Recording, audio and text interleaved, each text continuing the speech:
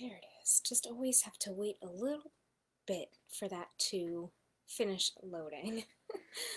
Hi everyone. Happy Tuesday. Happy, hopefully warm, safe snow day for everyone. Um, Although, most of us work from home now. Not most of us, but many of us work from home now. So what is a snow day? Did get to go outside to clean off my car. um, but I am loving all of my friends sending pictures of their kids in the snow and stuff like that. That's a lot of fun.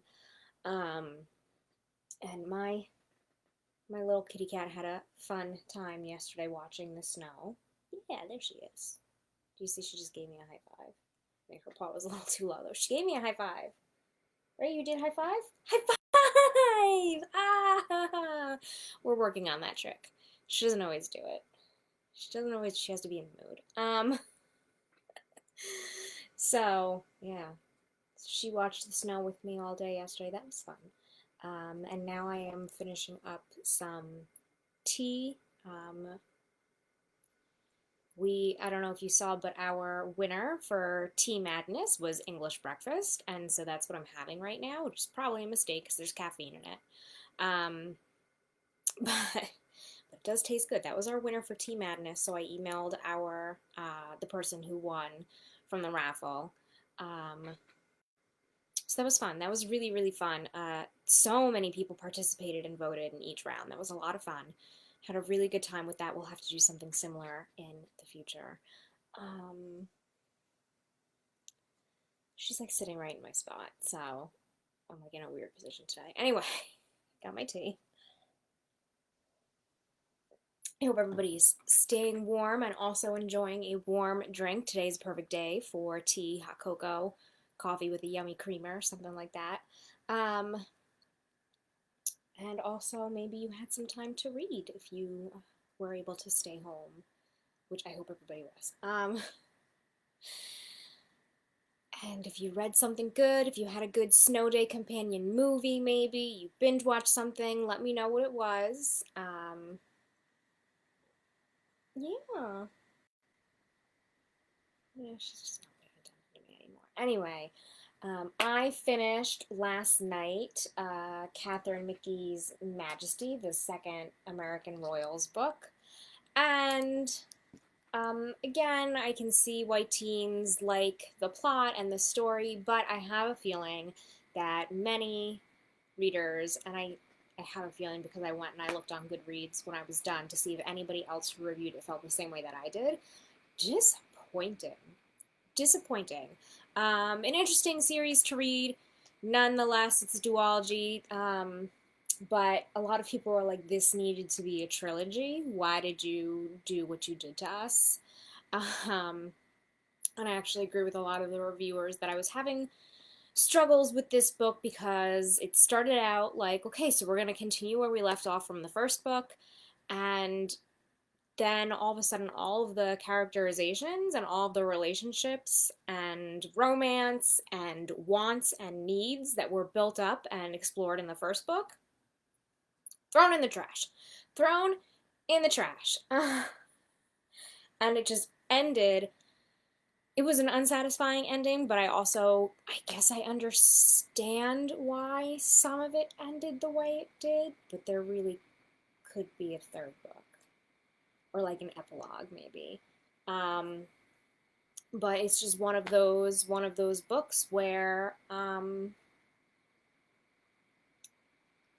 it was unsatisfying because was it a happy ending and for who? And I don't think that anybody had a happy ending in this book. I don't think so. And I guess you know what? That's real life. That's real life. And if this is a story about the fake American monarchy, it's an alternate reality um, kind of story. So I get it, but unsatisfying. That's okay. The next book that I am reading, I think I talked about this a little bit, but I didn't show it. It's called A Universe of Wishes. This is you can see, a Weenie Diverse Books anthology. So it's just a bunch of short stories by a great, very wide variety of popular and diverse YA authors. A lot of familiar names like Libba Bray, Anna Marie McLemore, Nick Stone, Kwame Mabalia, like D. Schwab, just very like names that anybody who reads YA will pick this up and know. And they're all, so I don't know, did I just say this? They're all fantasy short stories. So we love to see fantasy in the YA room, and we love to see diverse voices and hear diverse stories and see people reflected in the books that we read who look like all of the people in the world, think like, come from the cultures all over. So this is great. So that's the one that I'm starting, and they're short stories, so it shouldn't be too hard to get through. And then I have a couple of books on Libby that look like I'm going to get them in the next day or so. And that's just what happens when you put holds on 5 books. All of a sudden, all 5 of them are like, this is going to be ready in less than a week. Are you ready? So we'll see. We'll see, but also don't forget that there's that deliver later option on Libby if you've never used it before, where if you get too many holds in at once and you know you're not going to be able to read them in the 2 weeks and you know that other people are waiting for them, you can just say deliver later and it'll push you back to first in line again. But of course, if it's a book that has a lot of holds on it, the Addie LaRue book is the one that I'm waiting for. I pushed back the hold, and then I was still first in line, but there are so many people who are waiting and waiting and waiting, so it kind of wasn't like immediate. Sometimes it's immediate if nobody's waiting for it, but it's a really good, useful tool if you're somebody like me who just puts holds on everything. Let's see. Oh, I want to talk about Hoopla. There are some fun things on Hoopla. I think I mentioned last week that, The Queen's Gambit and some of the Bridgerton novels are on there. I don't think that I mentioned that I did find Queen's Gambit is also on ebook, not just audiobook. If you are interested, all of the Harry Potter books are now available on Hoopla, so everybody could be reading them at the same time. Previously, in the beginning of stay-at-home orders, it was just the first one, but now it is every single Harry Potter book you can see. They're all on there, along with, you could see The Wife Upstairs and The Wrong Family are there on audiobooks, and there was something else. I think I have it under saved here. I had something saved here that I was... oh yeah, The Mystery of Mrs. Christie by Marie Benedict. That's on here as an ebook. I know that one's really, really popular. She's a really popular author, so that one is available on here as well, so you don't have to wait. What else? Was that it? Was that the only one I wanted to share? I guess so. Let's see, yeah, the Bridgerton books. Oh, okay, yeah, so I have a couple of new books to share. I have too many screens right now. I was working on my the work computer, because I was editing some things, and it's just easier for me to do it on there because all my files are on there, and that's where I opened up all of the new books. But then I remembered that this is the computer that I use to use the webcam, so I have 2 screens and my phone to show you what's on Libby.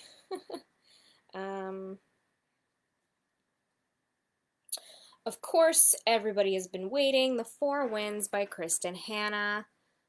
Everybody is waiting for that one. There are a lot of holds already.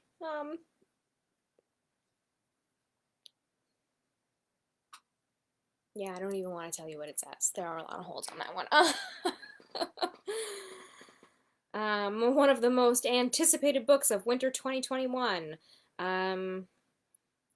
By Oprah Magazine, Parade, Books Everyone Will Talk About, Pop Sugar, Elle, Most Anticipated, Refinery 29, BookBub, Working Mother, Stylecaster, like everybody's on everybody's most anticipated book list, and I mean, all of the Kristen Hanna books are always so popular when they come out. Let's see. I'm just trying to get past all these little blurbs to find the book blurb.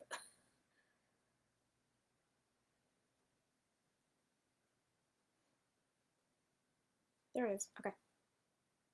My land tells its story if you listen, the story of our family. Texas, 1921, a time of abundance. The Great War is over, the bounty of the land is plentiful, and America is on the brink of a new and optimistic era.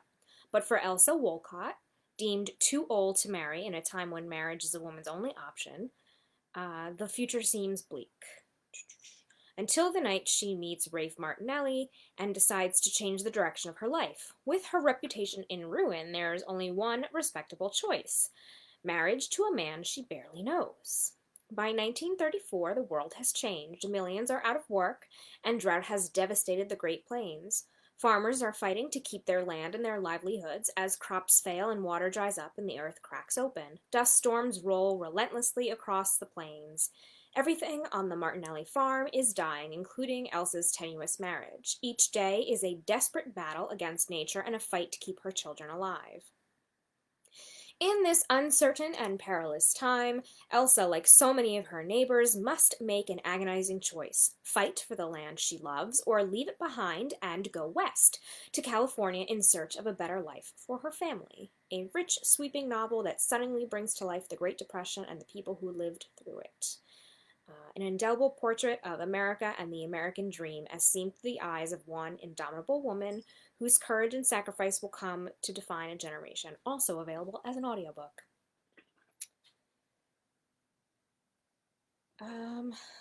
The Survivors by Jane Harper. I actually placed a hold on this one. It's going to take a while, but it sounded interesting to me.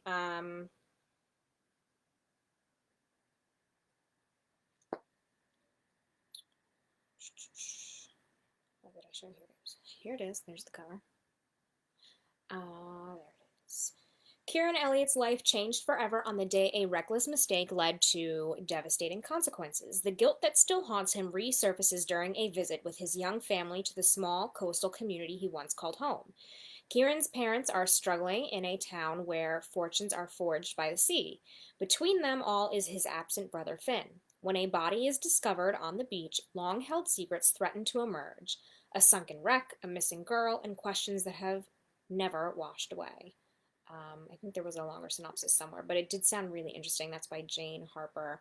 And I know if you watched my unboxing video, I was like, oh, finally! I've been waiting for this book because it's on so many like anticipated reads lists, and then I realized that it just came out today, which is why we didn't get it until last week.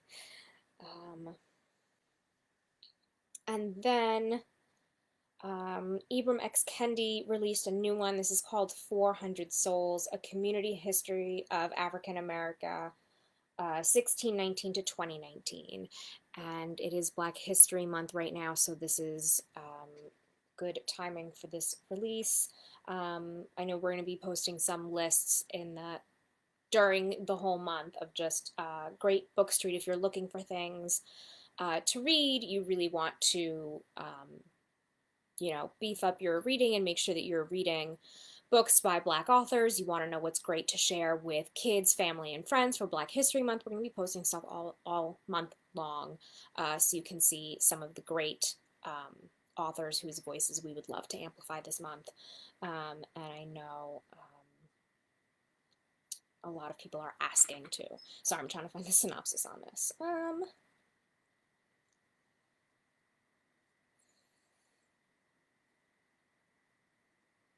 The story begins in 1619, a year before the Mayflower, when the White Lion disgorges some 20 and odd Negroes onto the shores of Virginia, inaugurating the African presence in what would become the United States.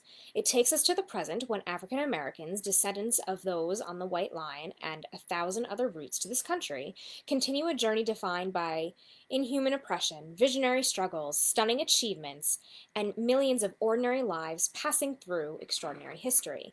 So the whole thing about this one, it's really interesting. 400 Souls is a unique one-volume community history of African Americans. The editors have assembled 90 brilliant writers, each of whom takes on a 5-year period of that 400-year span. The writers explore the periods through a variety of techniques: historical essays, short stories, personal vignettes. They approach history from various perspectives, which I think is fascinating. If you bring 90 authors together to work on one project, you're going to hear so many different viewpoints, and they're each doing a different point in history, so you're going to see it approached in so many different ways, and each point in history has its own special thing that you will want to know about and learn about, and a contribution, a big event, a turning point. Just, I think it's just such a fascinating concept the way that they did this. They approach history from various perspectives through the eyes of towering historical icons, untold stories of ordinary people, through places, laws, and objects.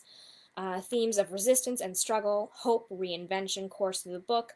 This collection of diverse pieces from 90 different minds, reflecting 90 different perspectives, fundamentally deconstructs the idea that Africans in America are a monolith. Instead, it unlocks a startling range of experiences and ideas that have always existed within the community of Blackness.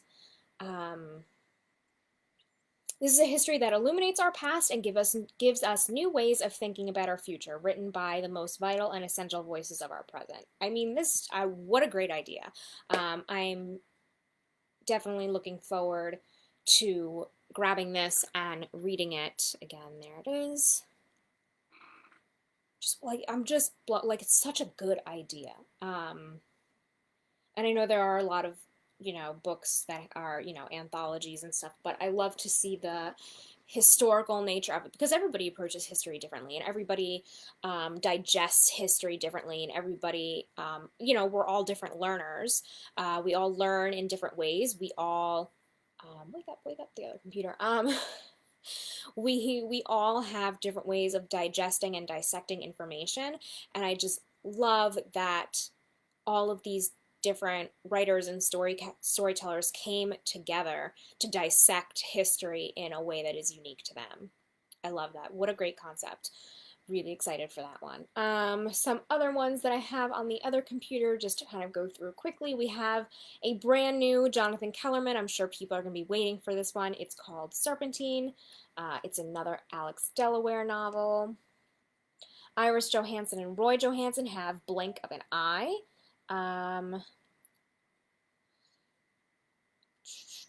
What's next?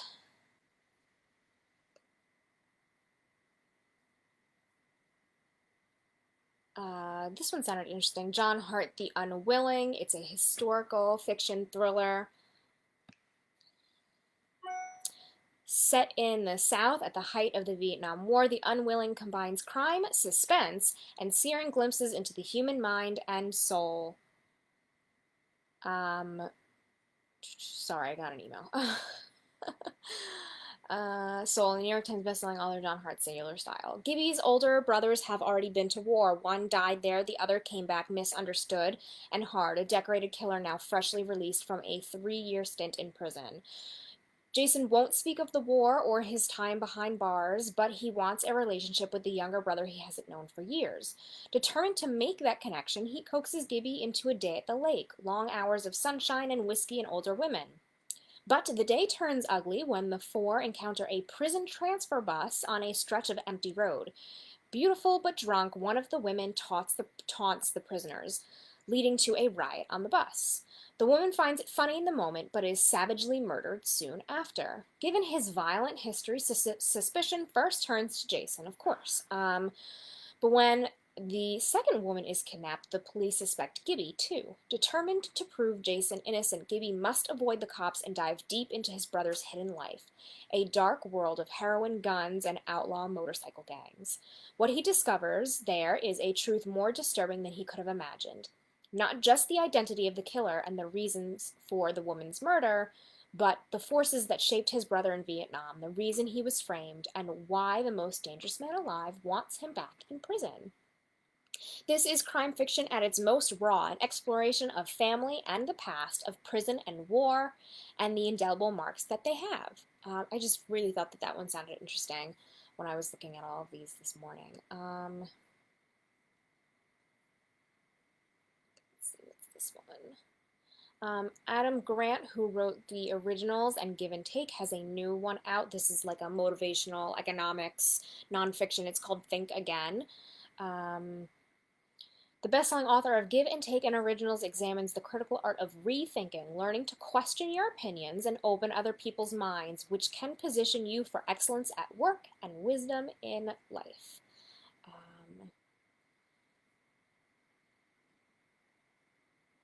I'm trying to read it, very tiny print, and I'm all the way over here.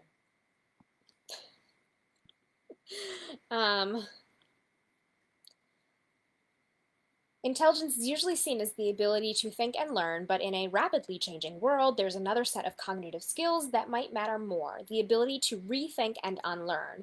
In our daily lives, too many of us favor the comfort of conviction over the discomfort of doubt. We listen to opinions that make us feel good instead of ideas that make us think hard. We see disagreement as a threat to our egos rather than an opportunity to learn. We surround ourselves with people who agree with our conclusions when we should be gravitating towards those who challenge our thought process. The result is that our beliefs get brittle long before our bones. Intelligence is no cure, and it can even be a curse. There's evidence that being good at thinking can make us worse at rethinking. The brighter we are, the blinder to our own limitations we can become.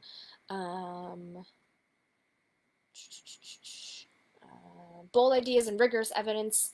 Adam Grant investigates how we can embrace the joy of being wrong, harness the surprising advantages of imposter syndrome, being nuanced to charged conversations, and build schools, workplaces, and communities of lifelong learners.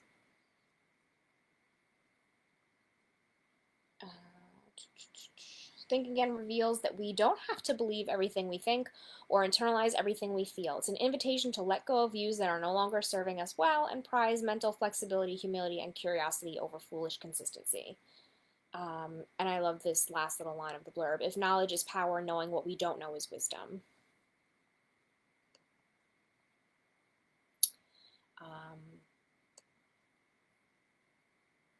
This one, I placed a hold on this one. This one sounds really interesting.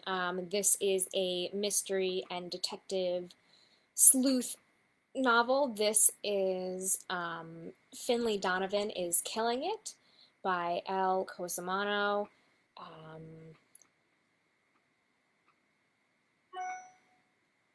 Let's see. Getting the job done for one single mom takes on a whole new meaning in Finley Donovan is Killing It, a deliciously witty adult debut. The first in a brilliant new series from YA Edgar Award nominee El Cosimano. Finley Donovan is killing it, except she's really not. She's a stressed out single mom of two and a struggling novelist. Finley's life is in chaos. The new book she promised her literary agent isn't written. Her ex-husband fired the nanny without telling her, and this morning she had to send her 4-year-old to school with hair duct taped to her head after an incident with scissors. When Finley is overheard discussing the plot of her new suspense novel with her agent over lunch, she's mistaken for a contract killer and inadvertently accepts an offer to dispose of a problem husband in order to make ends meet. Soon she discovers that crime in real life is a lot more difficult than its fictional counterpart as she becomes tangled in a real-life murder investigation. Fast-paced, deliciously witty, and wholeheartedly authentic in depicting the frustrations and triumphs of motherhood in all its messiness, hilarity, and heartfelt moments. So that sounds pretty interesting. And it is, like I said, it is supposed to be a series. So I guess that means they're all going to be about this Finley Donovan. And I think, you know, it sounds very promising. It sounds really interesting. So I did put a hold on it myself today. And the last one I have to share today is a biography. This is called The Three Mothers, How the Mothers of Martin Luther King Jr., Malcolm X, and James Baldwin Shaped a Nation. I've been seeing a lot about this one.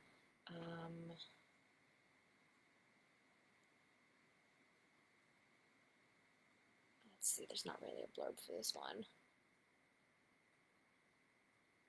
One of Fortune magazine's 21 books to look forward to in 2021.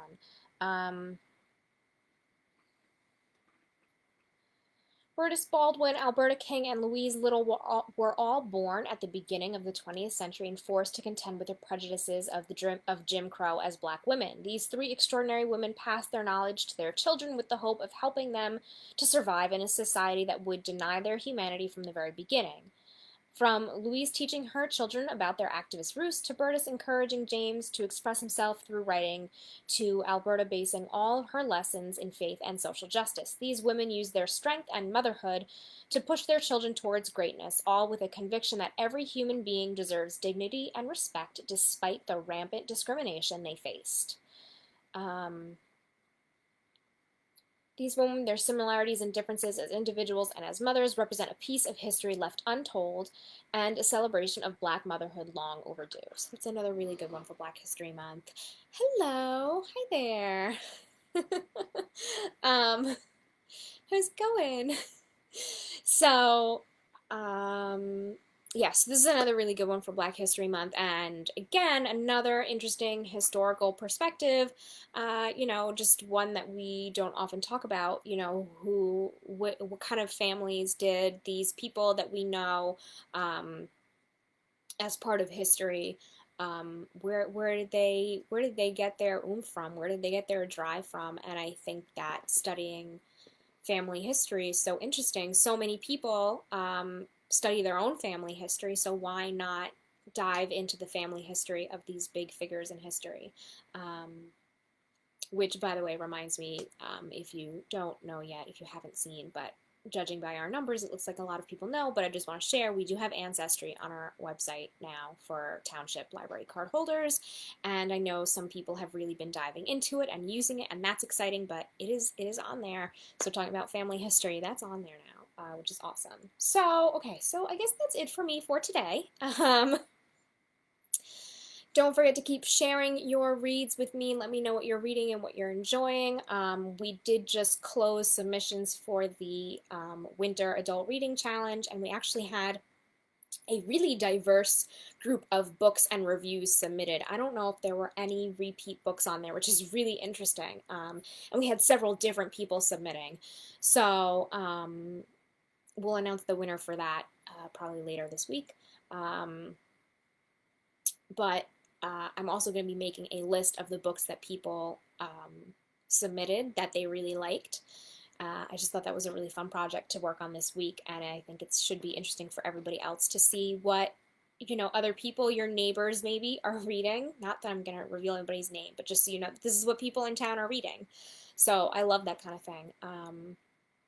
So yeah, always share with me what you are reading and what you think of it. I love to hear about it. Remember, we have the book match form on our website. If you don't know what to read next, you can drop us a little note on the book match form. That's for kids, teens, and adults, and we'll help you find something new to read. Like I said, this is the one that I'm going to work on this week, and we'll see what happens when my holds come in on Libby.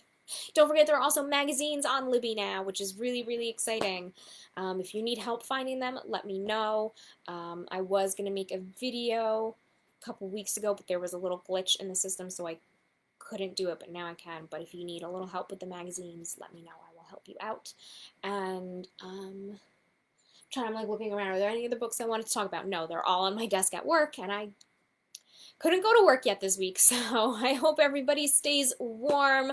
I hope that everybody travels safely tomorrow if you have to go back to work or out into the world.